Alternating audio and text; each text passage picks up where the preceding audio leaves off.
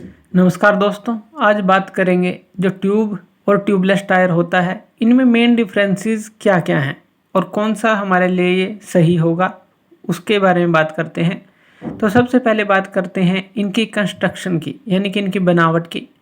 अब हमें पता है जो ट्यूब टायर होता है उसके अंदर एक ट्यूब होती है, इसलिए इसको ट्यूब टायर बोला जाता है। तो इसके अंदर एक सेपरेट इनर ट्यूब हम यूज़ करते हैं जिसके अंदर हवा को भरा जाता है और फिर जो है उसको काम में लाया जाता है। लेकिन ट्यूबलेस टायर में ऐसा नहीं होता, वो एयर टाइट इनर लाइनर के साथ आता है, यानी कि एक परत उसके साथ ही होती है अंदर, जो कि हवा को अंदर ही रखता है। एयर टाइट ये इनर लाइनर होता है, यानी कि हवा को बाहर नहीं निकलने देता और टायर के प्रेशर को मेंटेन रखता है। पहले तो इनका जो कंस्ट्रक्शन है यही जो है हवा को रोकने का जो मेथड हमने देखा, एक में ट्यूब यूज़ करेंगे और एक के अंदर जो है इनर लाइनर होता है जो टायर के साथ ही होती है, एक लेयर जो कि एयर को अंदर ही रखती है। दूसरी बात करें एयर लॉस की, अगर पंचर हो जाए मान लीजिए ट्यूब टायर के अंदर तो एकदम से उसकी हवा निकल जाती है। अब आप रास्ते में जा रहे हो तेज़ स्पीड पर मान लीजिए आप हैं, तो क्या होगा अगर एकदम से पंचर हुआ तो हवा निकलने के कारण गाड़ी डिसबैलेंस हो जाती है। एक ये सबसे ज़्यादा नेगेटिव पॉइंट यहाँ पर ट्यूब टायर का आ जाता है। लेकिन ट्यूबलेस टायर में ऐसा नहीं होता, वो एयर को एकदम से इस तरह से लॉस नहीं करता। अगर आप स्पीड पे हैं और पंचर हो भी गया है तो उससे क्या होगा, एयर जो है बहुत ही स्लोली आप कहें वो बाहर निकलेगी, जिससे कि गाड़ी डिसबैलेंस भी नहीं होगी। और ये किसके कारण से होता है, जो अभी हमने इनर लाइनर की बात की उसके कारण से होता है।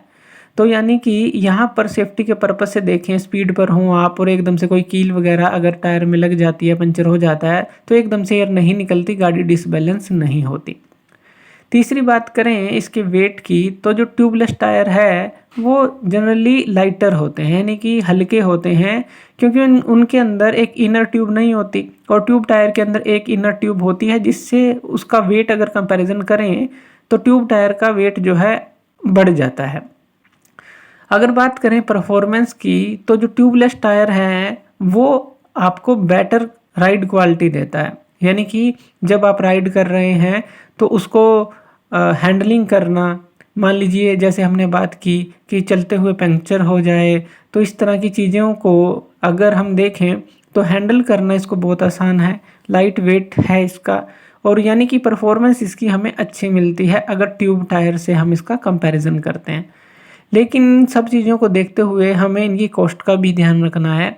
जो कॉस्ट होती है ट्यूबलेस टायर की और जो रिम होता है वो लगभग जो है, अगर हम ट्यूब टायर से उसका कंपैरिजन करें तो ये एक्सपेंसिव होता है, यानी कि ये ज़्यादा महंगे होते हैं। तो इन चीज़ों का भी ध्यान देना हमें ज़रूरी है। तो यानी कि अगर कॉस्ट में अगर आपको देखना है तो ये आपको महंगा पड़ेगा। तो ये जो डिफरेंसेस हैं, मेन डिफरेंस हैं ट्यूब और ट्यूबलेस टायर में। थैंक यू वीडियो देखने के लिए, और इसी तरह की वीडियोज़ के लिए आप हमारे चैनल लर्न एंड ग्रो पे हमें सब्सक्राइब कर सकते हैं। धन्यवाद।